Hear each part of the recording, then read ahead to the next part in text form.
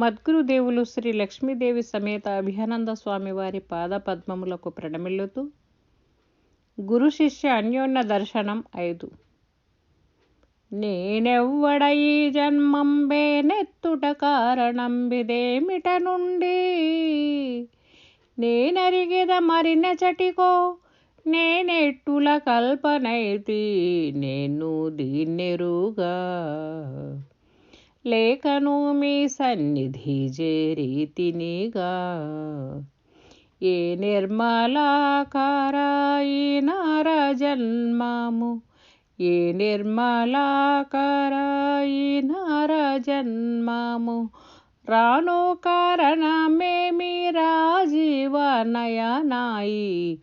మేను సంబంధంబుతో మునులేని ఈ విశ్వంబు నాకును పూనికతో నైక ప్రభేదముతోను దోచుచుటుండుటేమో నేను దీన్నెరుగా లేఖను మీ సన్నిధి చేరీతినిగా. జై నిజ గురుభ్యో నమః. శ్రీ నిజానంద పోలోజు వీరయాచార్యుల వారి విరచితంబైన శుద్ధ నిర్గుణ పరతత్వ బోధామృత కందార్థ దరువులలో గురు శిష్య అన్యోన్య దర్శనమునందు ఈరోజు మనం 5వ మిత్ర కందార్థం. గురుదేవులు శిష్యుని అడిగారు, నాయనా ఈ త్రోవ ఎవరు చూపారు నీకు? అసలు ఇక్కడకు వచ్చేందుకు కారణమేమి? నీ తలపులో ఏమున్నా సరే దాచక నాకు తెలియచెయ్యి. భేదాన్ని విడనాడు అని చెప్పిన వెంటనే తను వచ్చినటువంటిది కారణము ఏదైతే ఉన్నదో దానిని సుస్పష్టంగా తెలియచేస్తూ ఉన్నారు ఇక్కడ నిజానంద స్వాములు. ఇది కావాలి మనకు ముందు. ఇది తెలియనట్లయితే ఈ బోధ ఫలవంతం కాదు, ఏదో బలవంతంగా వినటం కాదు. ముందు మనలో ఈ సంశయం కలగాలి. ఏంటి అంటే, గురుదేవా నేనెవ్వడా అడగవలసినటువంటిది అడుగుతున్నాడు. నేనెవరయ్యా తెలియ మనకు. నేనెవరంటే మా తల్లిదండ్రులు నాకు కోదండరాముడు అని పేరు పెట్టారు. నేనెవడంటే కోదండరాముడిని అని చెప్తాను, లేకపోతే ఈ శరీరం నాది అని చెప్తాను, లేకపోతే ఇలా తన విలాసము ఏది అంటే ఇలా చెప్తామే కానీ అసలు నేనెవరు అనేది చెప్పలేము. ఇతరులనైతే అడుగుతావు, నీవెవరు, నీ విలాసం ఏది, నీవెక్కడ వాడవు అని అడుగుతాం కానీ నేనెవడా అంటే తెలీదు. నేనెవ్వడా ఈ జన్మం వేనెత్తుట కారణం ఇదేమిటి?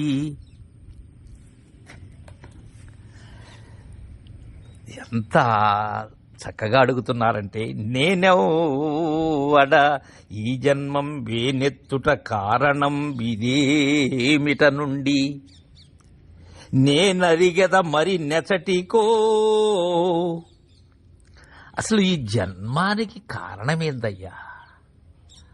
అందరూ అనుకుంటారు తన మూలము తల్లిదండ్రులని.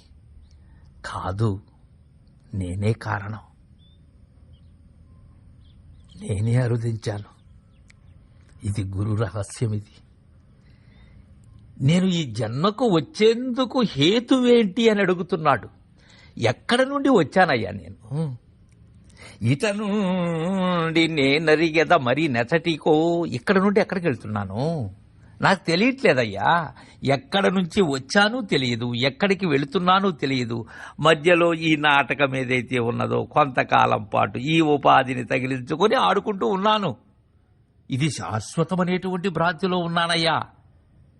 ఇతరులు ఎవరైనా ఉపాధి కోల్పోయినప్పుడు అంటే మరణించినప్పుడు అయ్యో చనిపోయారే అని వారు ఎక్కడికి పోతున్నారో నాకు తెలియదు, ఎక్కడి నుంచి వచ్చారో తెలియదు.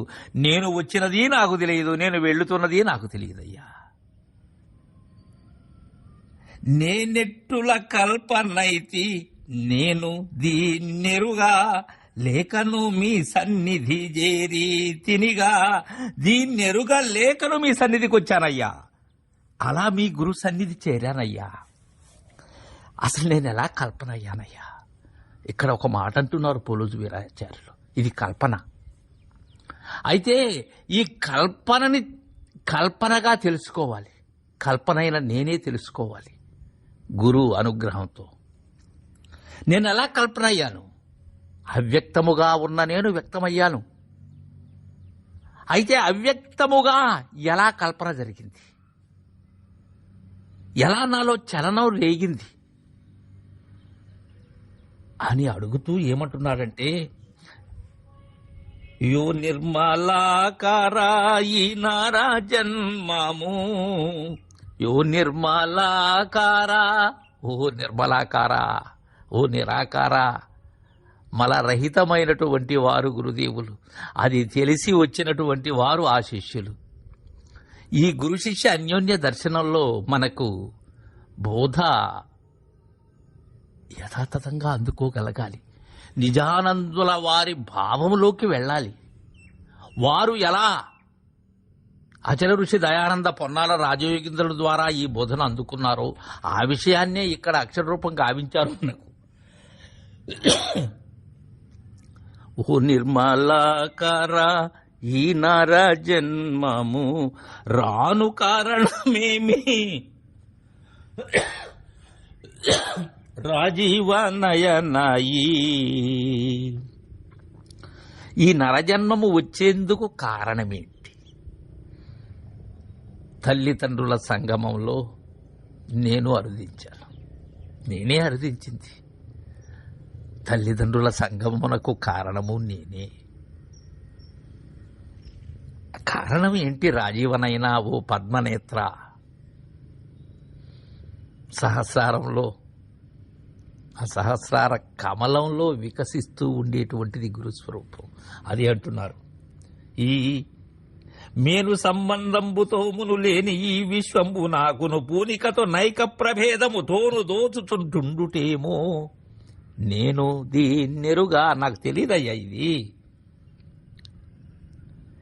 మేను సంబంధముతో మునులేని,